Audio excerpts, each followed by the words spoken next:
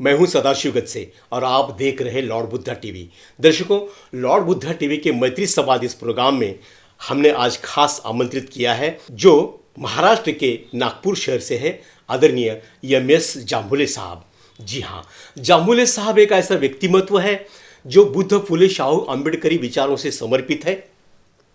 संथागार foundation के माध्यम से वो संथागार फाउंडेशन के अध्यक्ष और सचिव है।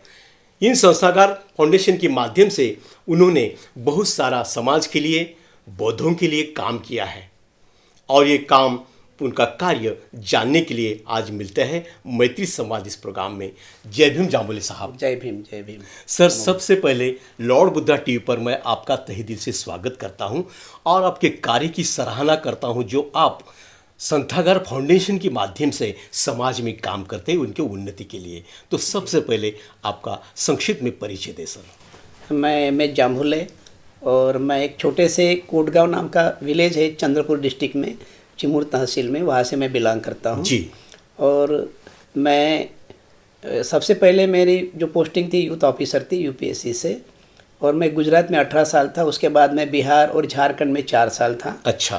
और उसके बाद मेरा ट्रांसफ़र हुआ पूना में। मैं 10 साल पूना में था और मेरे पास गोवा और महाराष्ट्र ऐसे 2 राज्य थे। अच्छा सर। और मेरी लास्ट में मेरी पोस्टिंग थी regional director Goa and Maharashtra, ministry of youth affairs and sports, government of India. मेरे पास पूरे दोनों स्टेट की यूनिवर्सिटी और कॉलेज जो एनएसएस होता है उसका कोऑर्डिनेशन करना, सेमिनार करना, वर्कशॉप करना। अच्छा। बाहर देश में, बाहर स्टेट में, यूनिवर्सिटी में यहाँ के प्रोफेसर्स और प्रिंसिपल्स को डेपुट करना, विद्यार्थियों को नेशनल और अंतर्राष्ट्रीय प्रोग्राम के लिए डेपुट करना, सेमिनार, वर्कशॉप, ट्रेनिंग करना। अच्छा। इस प्रकार मेरा काम था। और मैं 2013 को पूना से मैं रिटायर्ड हुआ और रिटायर होने के बाद मैंने संथागार फाउंडेशन करके एक सब सोशल एनजीओ है, नॉन गवर्नमेंट ऑर्गेनाइजेशन। अच्छा। तो उनके माध्यम से हम पूरे भारत में और बाहर देश में सामाजिक, आर्थिक और डिफरेंट एक्टिविटीज़ कर रहे हैं। जैसे आपने कहा है फुले शाहू अम्बेडकर जी, और इस विचारधारा को लेकर हम सतत कंटिन्यूअसली काम कर रहे हैं। जी जांभुले साहब, क्या होता है अक्सर सेवानिवृत्ति के बाद लोग अपने ही बीवी बाल बच्चों में इनके अंदर ही रहते हैं, लेकिन आप सेवानिवृत्ति के बाद में संथागार के माध्यम से आप जो काम करते हैं, ये काम किस तरह से करते हैं? आप समय कैसा निकालते हैं आप? ऐसा है कि आपने बहुत अच्छा सवाल किया है कि बाबा साहब ने 13 अक्टूबर 1956 को आगरा में कहा था कि पढ़े लिखे लोगों ने मुझे धोखा दिया। जी। तो कुछ लोग ऐसे हैं कि समाज जो बाबा साहब की वजह से जो हमें फैसिलिटीज़ मिली है, रिजर्वेशन मिला है, अगर मुझे रिजर्वेशन और बाबा साहब ने संविधान में प्रावधान नहीं की होते तो मैं गांव में एक भेड़े बकरी और गांव में मजदूर करके मैं काम करता था। अच्छा। करता रहता। लेकिन बाबा साहब की वजह से मैं क्लास 1 सुपर क्लास 1 ऑफिसर हुआ। अच्छा। तो ये हमारा दायित्व है और मेरा सभी का दायित्व है कि we have to return to the society. हमें समाज को कुछ वापस करना है। बाबा साहब ने इसलिए नहीं दिए कि हम अपने घर में बीबी बच्चों के साथ एसी में रहे और गाड़ी में घूमें जी। तो बाबा साहब ने कहा कि भाई 20% हमें समाज को वापस करना है। तो क्योंकि बाबा साहब की अगर ज़िंदगी देखते हैं तो हमें बहुत ही सोचना ही चाहिए कि उनके 4 बच्चे चले गए। अच्छा। He was not feeling well, even though day and night he was working continuously. और उसी वजह से हम जो भी लोग हैं, हमारे मकान बने हैं, जो भी रोटी हमको खाने को मिलते, जिस ढंग से हम कपड़े पहनते, ये सब बाबा साहब की देन है। तो इसी मुद्दों को इसी पॉइंट को लेकर मैंने तय किया कि, और जब मैं गुजरात में था तो मैं अपने समाज में रहा। अच्छा।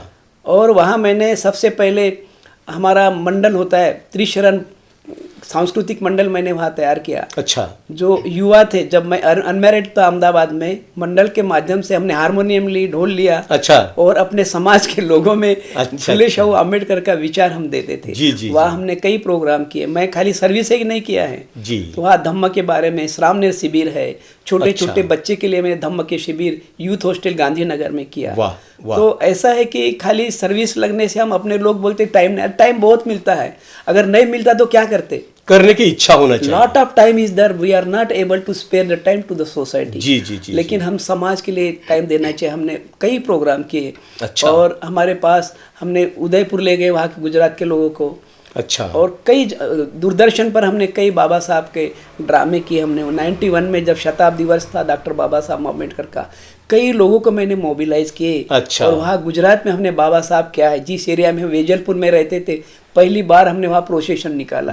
उनको पता चले कि आउ थाई छे बाबा साहब साथे। बाबा साहब कौन छे?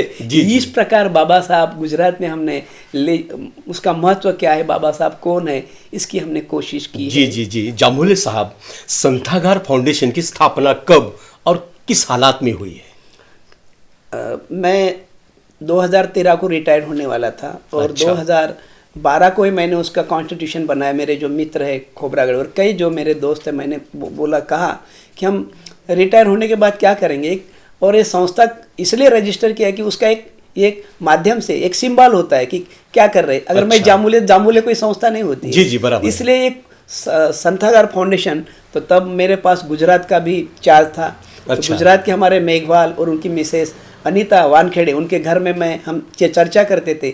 और बुद्धा एंड धम्मा ये किताब है, उसमें हमने पढ़ा। अच्छा। कि संथागार का मीनिंग क्या होता है। अच्छा। हाँ। संथागार का मीनिंग लोगों को पता नहीं होता है। जो बुद्धिस्ट है, पाली में है उसका अर्थ। अच्छा। कि संथागार यानी ऐसा है कि जहाँ सभी भिक्खु या टैलेंटेड लोग एक जगह पर आते हैं, दिन भर भ्रमण करके या चारिका करके एक जगह पर आते हैं, और वहाँ धम्म के बारे में, अच्छे ज्ञान के बारे में विचार विमर्श करते हैं। अच्छा। और वही विचार विमर्श करके हम समाज में जाते हैं, देश में जाते हैं। जी। इसी पॉइंट को लेकर, इसी मुद्दे को लेकर हमने संथागार नाम सिलेक्ट किया। और अच्छा। इसलिए सिलेक्ट किया कि हम संथागार के माध्यम से हम देश में, बाहर देश में काम करेंगे, सांस्कृतिक करेंगे, एजुकेशनल करेंगे। और इसलिए जो मेरा गांव कोटगा है, उसके पास में जामुड़ घाट एक विलेज है। अच्छा। सेंटर पॉइंट है चिमूर तहसील में। वहाँ मैंने एक बच्चों के लिए, गरीब बच्चों के लिए स्टडी सेंटर हमने क्रिएट किए। अच्छा, वाह। मेरे मित्र डीके खोबरागढ़े और अरुण मेश्राम, इन्होंने भी सहायता की। और एक हमने बड़ा हॉल बनाया है, वहाँ गरीब बच्चे पढ़ाई करते हैं। और अभी तक 7 बच्चे जो 2012 को रजिस्ट्रेशन किया, तो और उसमें 7 विद्यार्थी अभी क्वालिफाइड किए, कोई अच्छा। पुलिस हुए, कोई क्लर्क हुए। जी। तो ये हमारे बाबा साहब ने जो हमें दान दिया, हमने रिटर्न किया है। और सबसे पहले मैं आपको कहूँगा कि लाल बुद्धा टीवी के माध्यम से हमने 2014 में अच्छा। बहुत बड़ा प्रोग्राम किया था जामुड़ घाट में। अच्छा। पूरे गांव के रूरल एरिया से कम 5,000 लोग वहाँ इकट्ठे होते। आयुष्मान भैया जी खैरकर और लाल बुद्धा की टीम हमारे साथ में थी। कई बार उन्होंने वो प्रसारित किया कार्यक्रम। अच्छा। तो ये छोटे से गांव में हमने जो एक्टिविटीज़ की, उसको प्रसारित करने का लाल बुद्धा ने जो काम किया है, उसका भी मैं तहे दिल से अच्छा। उनको शुक्रगुजार करता हूँ। जी जामुले साहब, जी संथागार के माध्यम से महाराष्ट्र में और महाराष्ट्र के बाहर किस तरह से काम रहा है? ऐसा है कि संथागार के फाउंडेशन के माध्यम से और लाल बुद्धा दोनों ने जॉइंटली, हमने एक 2017 और 18 में महिला परिषद की थी। अच्छा। कि भैया जी खैरकर ने कहा था कि सर आप तो अलग अलग छोटी सी ऑर्गेनाइजेशन के साथ काम करते हैं, हमारे साथ कीजिए। उन्होंने मुझे लाल बुद्धा के ऑफिस में बुलाया। अच्छा। और उन्होंने देखा, तो मैंने पूरा प्लानिंग किया कि मैं बात करूंगा तो नेशनल लेवल का प्रोग्राम करूंगा। बहुत अच्छी बात, छोटा सा नहीं करूंगा। तो उन्होंने बोला कि बहुत अच्छा है। तो फिर हम दीक्षा भूमि पर, जैसा कि 1942 में डॉक्टर बाबा साहब अम्बेडकर में कस्तूरचंद पार्क में एक विशाल महिला परिषद की थी। अच्छा। और भैया जी ने कहा कि उसी प्रकार हम ये, कभी उसको 75 ईयर्स हो रहे हैं, तो हम उसी प्रकार की हम एक परिषद करेंगे। तो मेरा कोऑर्डिनेशन था। तो पूरे भारत की महिलाओं को हमने, कर्नाटक है, उड़ीसा है, दिल्ली है, गुजरात है, ऐसे कई लाल बुद्धा के साथ हमने 6 महीने प्रवास किया। हर एक डिस्ट्रिक्ट में मेरे साथ की जितनी भी महिलाएं हैं उनको हम ले गए। और हम दिल्ली भी गए, बाहर भी गए। और उसी प्रकार हमने सबसे पहला हमारा जो प्रोग्राम था दीक्षा भूमि पर था। करीब 5,000 लोग वहाँ दीक्षा भूमि पर 3 दिन का प्रोग्राम था। बहुत अच्छी बात। पूरे भारत में और काफ़ी फेमस, अभी तक याद करते हैं लोग कि अभी तक ऐसी परिषद कहाँ हुई नहीं, महिला परिषद कभी भी नहीं हुई। मैं भी देख रहा हूँ। अच्छा। ये एक बहुत ही, it was a historical event, ऐतिहासिक परिषद हो गई, वो ऐतिहासिक परिषद थी। जी। और जी आपने कहा कि और बाहर देश में हमने मॉरिशस गए। अच्छा। हमने लोग बोलते हैं कि मैं टूर पर जाऊंगा, लेकिन बुद्ध फुले शाह अम्बेडकर लेके जाऊंगा। हमारे साथ के जितने भी लोग हैं उनको लाऊंगा। हम मॉरिशस गए, वहाँ का जो यूनिवर्सिटी है, वहाँ यूनिवर्सिटी में हमने बुद्ध फुले शाह अम्बेडकर के ऊपर कॉन्फ्रेंस की। वहाँ भी हमने संथागार फाउंडेशन के साथ था, ऑर्गेनाइजेशन के साथ, वहाँ भी हमने प्रोग्राम किया। देन हम मलेशिया गए। मलेशिया में भी हमने, मैं अभी संथागार फाउंडेशन के तरफ से हम संविधान जागर, एक छोटा अच्छा। सा एक नाटक है, छोटी स्मॉल ड्रामा है। अच्छा। और करीब डेली मेरे घर में आती है शाम को महिलाएं प्रैक्टिस के लिए जी। बाबा साहब बुद्ध के ऊपर हम सॉन्ग करते हैं, मैं खुद लिखता हूँ कविता और ड्रामा भी मैंने लिखा है। अरे वाह, तो वाह। अभी 2-4 दिन में हमारे 100 प्रयोग हो जाएंगे, उसके अरे 100 वाह। प्रोग्राम हो जाएंगे। बहुत अच्छी बात पूरे है। भारत, मलेशिया में हमने प्रोग्राम किया है, देन हम भूटान में गए, अरे वाह। भूटान में भी पूरी टीम के साथ हमने बुद्ध फुले शाह अम्बेडकर के आए, संथागार फाउंडेशन वहाँ भी चली गई। वाह, वाह, और वाह, पूरे वाह, भारत वाह। में, चाहे रायपुर हो, देन गुजरात, अहमदाबाद में, बड़ौदा में, दिल्ली में, तो ये ड्रामा के माध्यम से हम फुले शाह अम्बेडकर और बुद्ध के विचार पूरे भारत में प्रसार और प्रचार करने का हम कोशिश वाह, करते हैं। वाह, इस वाह। प्रकार एक छोटी सी ऑर्गेनाइजेशन है, लेकिन हम उसको कितना बड़ा कर सकते हैं, इट डिपेंड अपॉन, बहुत अच्छी आपके बात ऊपर है, निर्भर बहुत अच्छी करता है। बात है। जामुले साहब, जी सर। अभी अभी आपने जिक्र किया है कि आप गीत भी लिखते हो, कविता भी करते हो, तो एक आधा गीत बोलो, एक आधा कविता हम सुनना चाहेंगे।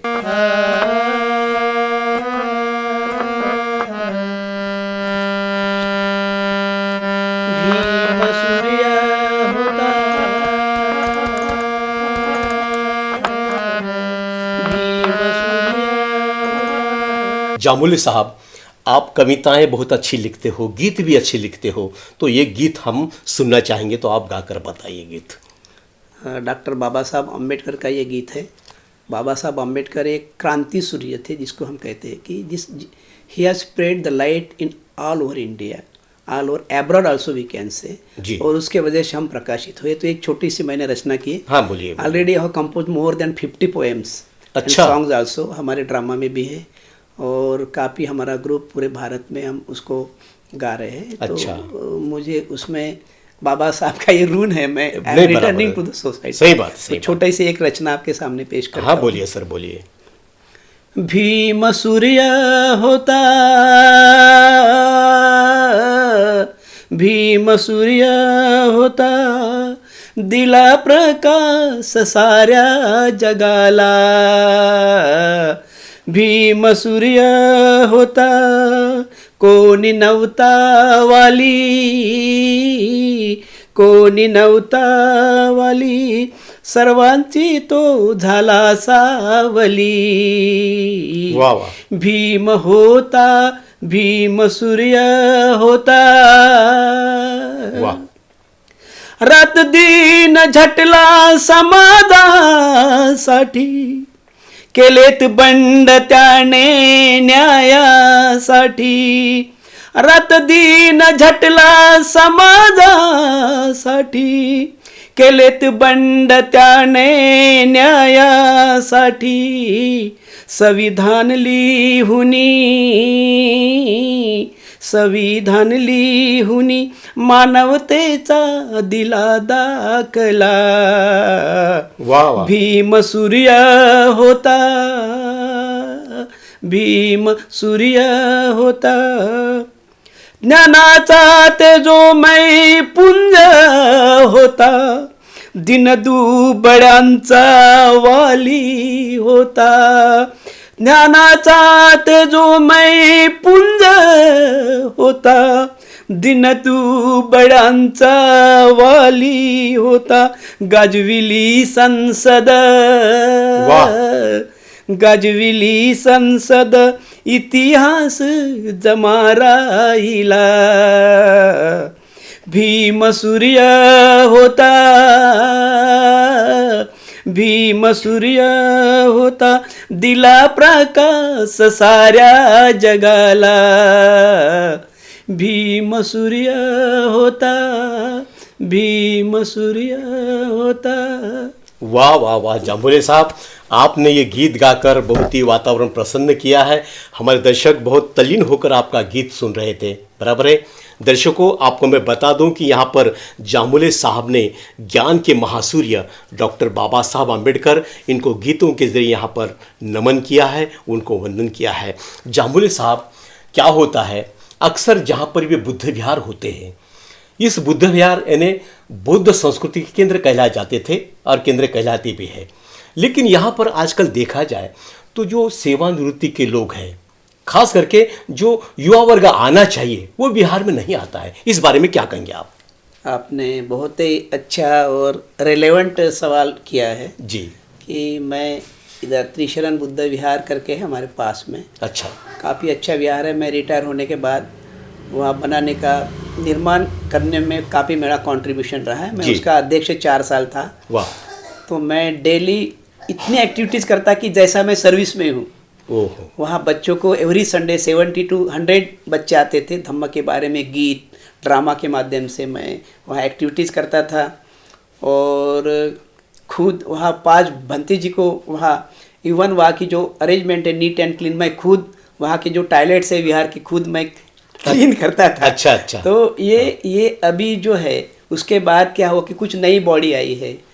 और मैं कोई भी काम चाहे ऑफिस का हो, क्योंकि बाबा साहब ने कहा कि कोई भी हमें क्रिटिसाइज नहीं करे। अच्छा। कोई भी ऐसा नहीं कि द बुद्धिस्ट पीपल और बाबा साहब के जो मानने वाले हैं उसको कोई भी नाम रखना नहीं चाहिए। तो ये मेरे ध्यान में था। कोई भी मैं सर्विस में हूँ, रात दिन मैं वहाँ रखकर अच्छा सक्सेसफुल, या नेशनल है इंटरनेशनल है, विहार का भी काम मैं वैसा क्या वहाँ पेड़ पौधे गार्डन अच्छा बनाया। अच्छा। और बच्चों के लिए मैं अलग अलग एक्टिविटीज़ करता था तो बच्चे आते थे। अभी क्या हुआ है कि बहुत सारे पेरेंट और बच्चे ट्यूशन में लगे हैं। अच्छा। और पेरेंट भी ध्यान नहीं देते कि हमारे बच्चे को बाबा साहब का जो धम्म है बाबा साहब ने दिया है, ये धम्म का नॉलेज या ज्ञान उसको देना ही चाहिए।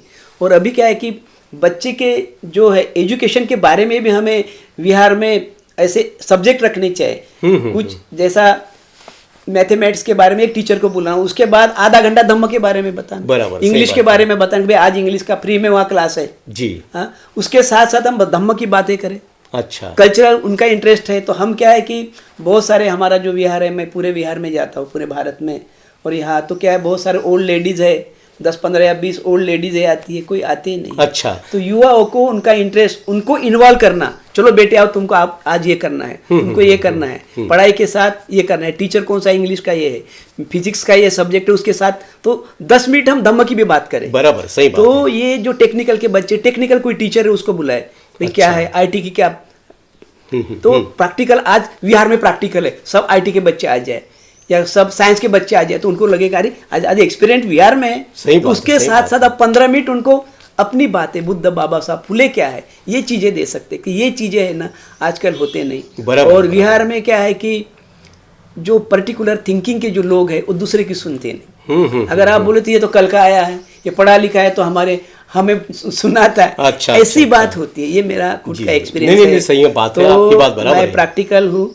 और जहाँ भी जाता हूँ तो अपने लोगों में रहता हूँ। अच्छा। और जहाँ भी लोगों की इन्वॉल्व, स्टूडेंट को भी मैं मोटिवेट करता हूँ, लेकिन ये चीज़ें नहीं हो रही, इसलिए बहुत सारे यूथ है they are totally away from the vihar. तो उसको अगर विहार में आना है तो उससे रिलेटेड, उससे सब्जेक्ट से रिलेटेड उसका किसका इंटरेस्ट है, कल्चरल का है, चलो आज संडे को विहार में कल्चरल का ड्रामा का प्रैक्टिस है, आ जाओ, उसके साथ थोड़ी चीज़ें दे दो उनके सब्जेक्ट के बारे में। तो ये जो युवा थे, आज के यूथ है, जिसको हम बोलते हैं कि भाई आज के युवा सुनते नहीं, ये नहीं करते कि उनके इंटरेस्ट की चीज़ें हम रखते नहीं तो क्यों आएंगे भाई, they will come to the vihar. यानी सब्जेक्ट के साथ साथ धम्म की भी चर्चा होना बहुत जरूरी है। यस जी। जामुले साहब, बाबा साहब के पश्चात अभी तक अम्बेडकरी समाज सत्ताधीश नहीं बन पाया, क्या कारण हो सकता है इसका? आपने बहुत ही रिलेवेंट और बर्निंग इशू जिसको हम कहते हैं, पॉलिटिकल बर्निंग इशू के बारे में सवाल किया। हाँ, बोलिए सर। बहुत ही शोकांतिका है एट प्रेजेंट हमारे देश में जो हो रहा है। बाबा साहब ने स्वतंत्र मजदूर पक्ष की स्थापना 1936 में की थी जी, और 1937 में उन्होंने विधानसभा में इलेक्शन लड़ा था स्वतंत्र मजदूर पक्ष की वजह से। अच्छा। और करीब 17 लोग खड़े थे, उसमें से 14 लोग चुन के आए थे। अच्छा। तो बाबा साहब के साथ जो लोगों की निष्ठा थी, जो विश्वास था, और जो बाबा साहब में जो काबिलियत थी वो हमारे नेताओं में नहीं है। क्यों नहीं है काबिलियत? ये बाबा साहब का एक तो सबसे पहले कैरेक्टर उनका बहुत अच्छा था, he was very strong in character, और एक से सबसे बड़ा he was very genius in education. अच्छा। क्योंकि बहुत बड़े पढ़े लिखे थे और उनके सामने कोई बहस नहीं कर सकता, क्या चाहे वो लीगली बात हो, एजुकेशन के बारे में हो, सोशल हो या पॉलिटिकल हो। तो आजकल लोग पढ़े लिखे भी नहीं रहते और ऐसी बातें करते कि पूरे विश्व को कंट्रोल कर रहे हैं। तो ये नेता में नहीं है, वो स्वार्थ है। अच्छा। बाबा साहब ने कोई इंडस्ट्री नहीं बनाया, अपनी फैक्ट्री नहीं बनाया, बड़े बड़े बंगले नहीं बनाया, उन्हें अपने राजगृह बनाया तो उसमें किताबें रखा। अच्छा। यहाँ से नॉलेज लेकर लोग चले जाए, नहीं मैं ऐसे आराम से रहूँ। आजकल हमारे जो लीडर है, बाबा साहब का सपना था कि मेरे साथ मेरे पढ़े लिखे लोग मेरे जैसा काम करें। इसलिए 1936 ने बाबा साहब ने यहाँ के जो गवर्नर थे, ब्रिटिश गवर्नर, उनको रिक्वेस्ट किया, अच्छा, सयाजीराव गायकवाड़, मुझे अकेले को बाहर देश में भेजा। वहाँ से मैं MA, LLB, DLD, DSc, बार एटला इतनी पढ़ाई करके आया, और इतनी पढ़ाई करने के बाद इन लोगों के साथ मैं लड़ाई लड़ा। अच्छा। तो इसलिए बाबा साहब कि मैं अकेला इतना कर सकता हूँ, अगर मेरे समाज के पढ़े लिखे लोग बाहर देश में पढ़ के आएंगे तो मुझे मदद करेंगे। लेकिन बाबा साहब का जो सपना था पूरा फेल हो गया। He was totally disrupted, he was totally unhappy, बहुत दुखी हुआ। खाली एक बैरिस्टर राजाभाऊ खोबरागड़े थे जो चंद्रपुर डिस्ट्रिक्ट के थे, उन्होंने थोड़ा समाज के लिए काम किया। बाकी के जो 16 लोग थे, 15 लोग कहाँ गए पता नहीं। बहुत शोकांतिका हुए, बहुत दुखी हुए बाबा साहब कि मेरे समाज से मेरी आशा थी ये लोग आएंगे, कहा सर्विस में गए, कहे they never come to the society. उसका दुख हुआ। तो बाबा साहब का था कि मेरे जैसे हो, और कोई भी जगह जब जाते बाबा, सोलापुर या कहा भी 20-20 हज़ार 25,000 लोग स्टेशन पर उनको मिलने के लिए जाते थे। और उनके लिए पूरा समर्पण करते थे, क्योंकि वो निष्ठावान था देश के प्रति, समाज के प्रति। उन्होंने तय किया कि मेरे साथ जो अन्याय अत्याचार होता है तो मेरे लोगों के साथ क्या होगा। बराबर है, सही बात है। तो इसलिए आई विल सैक्रिफाइस एंटायर, मेरा पूरा जीवन है मेरे समाज के लिए मैं समर्पित करूंगा। जी जामुले साहब, जी सर, अभी लोकसभा 2024 के बिल्कुल बच चुके हैं और हर कोई पार्टी मैदान में उतरी है अपना उम्मीदवार जिताने के लिए। तो अभी जो वातावरण है 2024 का, इस वातावरण को या इस चुनाव को आप किस तरह से देखते हैं आप? ये 2000 का चुनाव है, बहुत ही चैलेंजेबल चुनाव हम कह सकते हैं। अच्छा। क्योंकि इस चुनाव में अगर सभी मिलकर, जो भी रूलिंग पार्टी है जिसको हम बीजेपी कहते हैं, तो बीजेपी अगर दोबारा सत्ता में आती है तो we will spoil entire life, जितने भी SC ST OBC के जो है लाइफ है, 50 years we will not be come out. इसलिए जितनी भी संगठनाएं हैं, अम्बेडकर संगठन हो, कांग्रेस हो या दूसरी भी अलायंस, जितने भी ऑर्गेनाइजेशन, उन्होंने इकट्ठा होकर इसके लिए प्रयास करना चाहिए। प्रकाश आम्बेडकर जी जो है, उन्होंने भी इन लोगों के साथ मिलना चाहिए। पिछले साल जब 19 में जब इलेक्शन हुआ था तो पूरे महाराष्ट्र में आप लोगों को मालूम है, अच्छा, अगर कांग्रेस के साथ उनका अलायंस होता तो 7-8 आदमी कम से कम SC ST OBC के लोग आ जाते थे। अच्छा। विधानसभा में चुन के आते। लेकिन प्रकाश आम्बेडकर जी का हमें आदर है क्योंकि वो बाबा साहब के परिवार से है, लेकिन कभी कभी उनका जो एटीट्यूड है बहुत ही अलग प्रकार का है। अच्छा। हाँ, तो अभी भी उन्होंने ये सब लोगों के साथ अलायंस करना चाहिए। जो इंडिया आघाड़ी है बहुत ही अच्छी है, उनके साथ जितनी भी ऑर्गेनाइजेशन से वो आती है, लेकिन प्रकाश आम्बेडकर का attitude, he is not favour, he is not positive to other people, तो उन्होंने आना चाहिए। तो मुझे लगता है कि वो अगर आते हैं तो हो सकता है कि बीजेपी को हम पीछे रख सकते हैं, और जो भी अलायंस है इंडिया का, इससे जो भी जितनी भी संगठन है उससे जुड़ी है, तो हो सकता है कि हम कांग्रेस और अभी सभी संगठनें मिलकर हम सत्ता में आ सकते हैं। इसलिए सभी लोगों ने सब, अभी हमारे पास ये की है, अभी पूरे देश में 19 से ऐसा लग रहा है कि पूरे भारत में हिटलरशाही हो गई। हमारे SC ST की जो स्कॉलरशिप है उसमें कम है, हमारा बजट कम है। अब जितनी भी प्राइवेट, जितनी भी गवर्नमेंट की फर्म है, ऑफिसेस है, अभी उसको लिलाव कर रहे हैं। अंबानी अडानी को सब दे रहे हैं, रेलवे में भी दे रहे हैं। तो पूरे देश को बेच के फिर आपके हाथ में, पब्लिक के हाथ में कुछ भी नहीं रहेगा। आपके बच्चे पढ़ नहीं पाएंगे। जितनी भी अभी न्यू एजुकेशन पॉलिसी इन्होंने लाई है, नवीन शिक्षा नीति, उसमें आपके बच्चे पढ़ेंगे, एक कॉन्ट्रैक्टर को दे देंगे स्कूल चलाओ। अच्छा। और एक कॉन्ट्रैक्टर बोलेंगे इसको क्लर्क चाहिए, इसको इंजीनियर चाहिए, 10,000 ले लो, 5,000, तो गवर्नमेंट रहेगा ही ना। There will not be a government where you will go. मुझे जो भी अभी सर्विस में सुपर क्लास 1 ऑफिसर बना, मैं मेरा बच्चा नहीं बनेगा। अभी सब प्राइवेटाइजेशन कर रहे हैं, तो ये एक दुख की बात है। देखो हमारे देश में रेल बन रही, बहुत सारे सिटी में मेट्रो बन रही। अच्छा। गरीब लोगों को मेट्रो का क्या पड़ा है? उसको खाने के लिए, उसको पीने के लिए पानी चाहिए, एक बिजली चाहिए, खाने के लिए एक अच्छा मकान चाहिए। अच्छा। अभी भी हम दूर दराज में जाते हैं, गांव में जाते हैं तो रोड अच्छे नहीं है। मेरे गांव में भी बस नहीं है अभी भी। अच्छा। कितने साल से मेरे गांव में भी बस नहीं है। तो ये खाली इंफ्रास्ट्रक्चर देश के लिए हो, लेकिन हमारा एजुकेशन, शिक्षा, बाहर देश में जो हमारे बच्चे SC ST के जाने वाले थे, SC की स्कॉलरशिप बंद कर दिया, अभी जाएंगे नहीं बच्चे। कैसा शिक्षा होगा? आपका विकास ही नहीं होगा। They want to control, they want to stop your progress. जी जामुले साहब, जाते जाते समय की पाबंदी है, एक सवाल मेरा आखिरी आपसे ये रहेगा कि लॉर्ड बुद्धा TV के माध्यम से पूरा देश अभी आपको देख रहा है, आपकी बातें सुन रहा है, तो लॉर्ड बुद्धा टीवी के माध्यम से लोगों से क्या अपील करेंगे आप? लॉर्ड बुद्धा का टीवी के माध्यम से मैं यही लोगों को अपील करना चाहूँगा कि अभी हमारे सामने 2024 का जो इलेक्शन है, बाकी इश्यूज को हम छोड़ दें, we should drop all the thing and we should concentrate our mind towards the 24 election. तो सभी लोगों ने इकट्ठा होकर और अपने परिवार को, अपने बच्चों को, आने वाली पीढ़ियों को हमें अच्छा रखना है। तो जो भी सत्ता पर बीजेपी है उसको हम कैसा पीछे रखें, और नई सरकार और जो भी डेमोक्रेसी है, लोकशाही है, और भारतीय कॉन्स्टिट्यूशन जो कि बाबा साहब ने हमें स्वतंत्रता, न्याय और ये सब फ्रेटर्निटी, इक्वालिटी जो सभी चीज़ें हमें दी है, इसको हमें बरकरार रखना है, इसको जीवंत रखना है। तो हम सभी मिलकर हम बीजेपी को पीछे कैसा रख सकते हैं ये कोशिश करें। यही मैं हमारे जितने भी बुद्ध फुले शाहू अम्बेडकर और जितने भी अलाइड हमारी देश के हमारे कम्युनिटी के लोग हैं उनको मैं ये रिक्वेस्ट करना चाहता हूँ। यही मैं लॉर्ड बुद्धा के माध्यम से सभी को मैं रिक्वेस्ट करना चाहता हूँ। बस जय भीम, नमो बुद्धाय, जय फुले, जय जय संविधान, जय भारत। तो दर्शकों, ये थे एम.एस. जाम्बुले साहब जो संतागार फाउंडेशन के अध्यक्ष है, सचिव है। संतागार फाउंडेशन के माध्यम से उन्होंने बहुत सारा समाज के उत्थान के लिए कार्य किया है।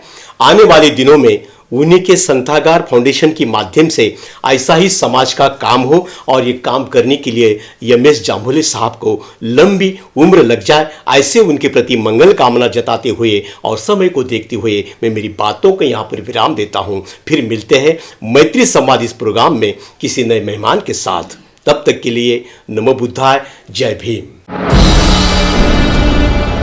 आप देख रहे हैं लॉर्ड बुद्धा टीवी।